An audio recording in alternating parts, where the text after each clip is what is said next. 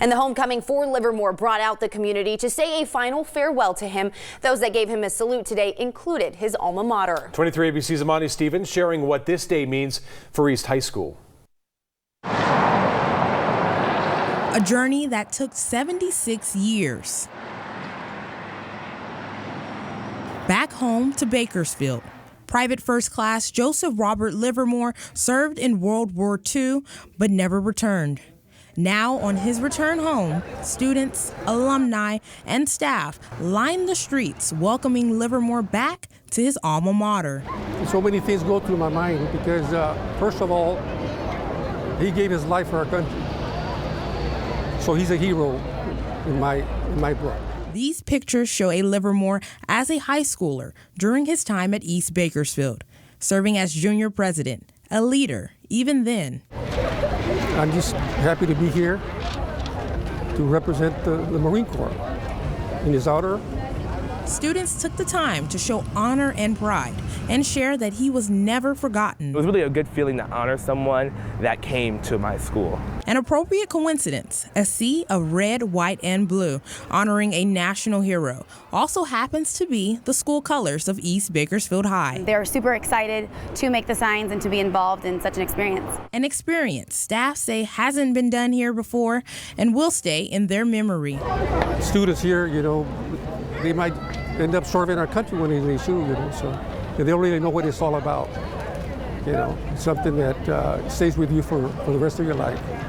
Livermore will be laid to rest with a ceremony to honor and thank Private First Class for his service Friday. In Bakersfield, I'm Imani Stevens, 23 ABC, connecting you.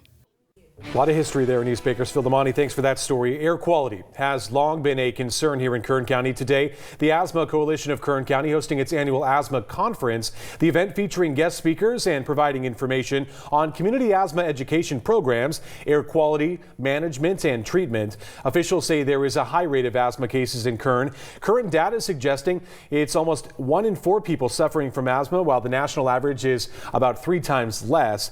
Asthma hospitalizations also an issue here in Kern County. Hospitalizations from asthma here are very high as well. And I got to tell you, it's really unusual for people to go to the hospital.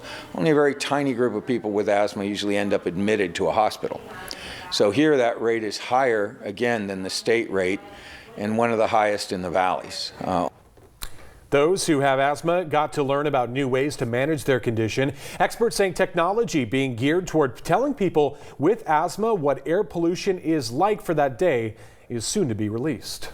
And Bakersfield has been seeing that bad air quality for the past several afternoons. So all that haze leading to some of those very colorful sunsets that we have been seeing, especially this evening. 69 degrees right now here in Bakersfield, down from this time yesterday. But what we are tracking are these winds. So even though it's only 3-mile-per-hour winds right now, those are going to be increasing as we head into the overnight hours, especially in the Kern County mountains and desert due to our latest system. So thankfully, that is going to help clear out some of this pollution that has been stuck in the valley. So tomorrow, air quality will be back down to the moderate range with an AQI of 81. And there is no burning unless with a registered device, but something that we are tracking as we head into your Friday. Much cooler temperatures finally back down to the 60s. I'll let you know just how long the 60s will be lasting, though, coming up next. Bakersfield College is addressing homelessness by looking to build its first housing development for students. The facility would serve homeless and low-income students. 23 ABC's Tori Cooper has a preview of that story.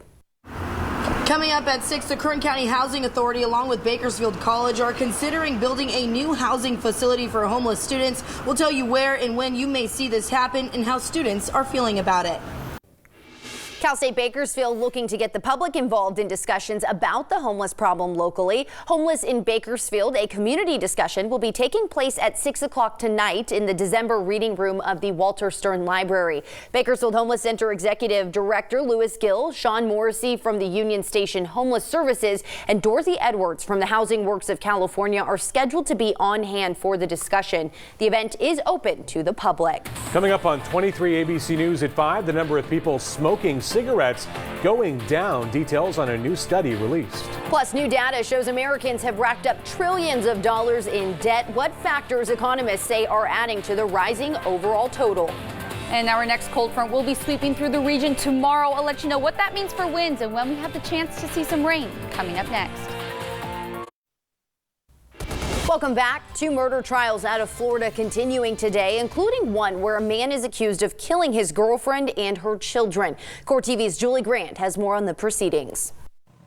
Hello to you. I'm Julie Grant with Court TV, and we are covering 2 huge trials for you today, both out of the state of Florida. First up, a quadruple homicide case happening in Tallahassee. This morning, federal prisoner and gang member James Carlos Santos took the stand and told the jury that he's the one who ordered Brandy Peters and her children killed in November of 2010. Santos says it was because she was stealing money and drugs from the cartel that he worked for. The defendant in this case, Henry Segura, testified in his own defense on Wednesday, denying having anything to do with those crimes. The state says that his motivation is money, saying that he owed over $23,000 in back child support and was trying to avoid jail time for that. Well, meantime, while that case is going on, jury selection is continuing in Mark Seaver's trial happening in South Florida. He is accused of first-degree murder. Prosecutors say that he hired Jimmy Ray Rogers and Curtis Wright to murder his wife, Dr. Teresa Seavers, in 2015.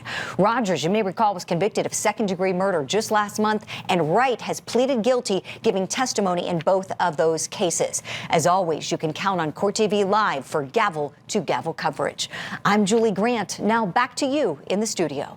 Now to Washington, where Democrats are gearing up for a new round of hearings in the impeachment investigation. The House will hold both public and closed-door hearings. Today, House Speaker Nancy Pelosi accusing President Trump of bribery after the impeachment inquiry entered a new public phase. Yesterday on Capitol Hill, the Democrats' first 2 witnesses, Ambassador Bill Taylor, the U.S.'s top diplomat to Ukraine, and George Kent, a senior State Department official, testified. They said they believed President Trump put conditions on military aid to Ukraine for personal political gain. Both Taylor and Kent believe $400 million in aid was withheld from Ukraine to pressure the country's leader to announce investigations into the 2016 election and the Bidens. Pelosi saying the testimony showing President Trump made a clear attempt to give himself an advantage. The bribe is to grant or withhold military assistance in return for a public statement of a fake investigation. But Republicans on the Hill dismissing Taylor and Kent's statements as hearsay. Senator Lindsey Graham also declaring that a Senate trial must reveal the identity of the whistleblower at the center of the impeachment probe. Health news now. Fewer people are smoking cigarettes in the U.S. That, according to a report published by the Centers for Disease Control and Prevention. In 2018, smoking fell to a record low of 13.7% among U.S. adults. The CDC also has been collecting data on smoking since 1965. The agency's director attributing the decline to public health education. The report also found cigarette smokers have become more likely to try quitting in the past 12 months. And the report found many have been successful while cigarette smoking is now down. Health experts are facing a new threat: vaping. E-cigarettes are now the 3rd most common tobacco product used by adults, behind cigars and cigarettes. Debt in the U.S. household has hit a record high. Government data shows Americans owe $14 trillion. That number comes mostly from mortgages, student loans, and credit cards. Household debt has been climbing for 5 years now, which economists say has been encouraged by low unemployment, strong consumer confidence, and cheap borrowing costs. Mortgages still account for the biggest chunk of debt, with more than $9 trillion owed. We'll turn gears here and bring in meteorologist Allison Gargare with a look at our forecast tonight. Allison, you can start to feel in the air. Things are changing. Fall may finally be falling into place around here. Fall is upon us, especially for your Friday, and that's going to be the case again by the middle of next week. This is all thanks to our latest system, as you can see, already pushing into the Pacific Northwest. That is going to be bringing rain and snow in those areas in Washington and Oregon. Now, not going to be making its way this far south, but as a dry cold front is going to be sweeping through, that is going to be bringing an increase in wind. So anywhere from 15 to nearly 30-mile-per-hour winds in our mountain and desert cities, and for us here on the valley floor, maybe 10 to 15 miles per hour. But this is fresh ocean air that is going to help clear out all of that pollution and haze that we've been seeing over the past several days.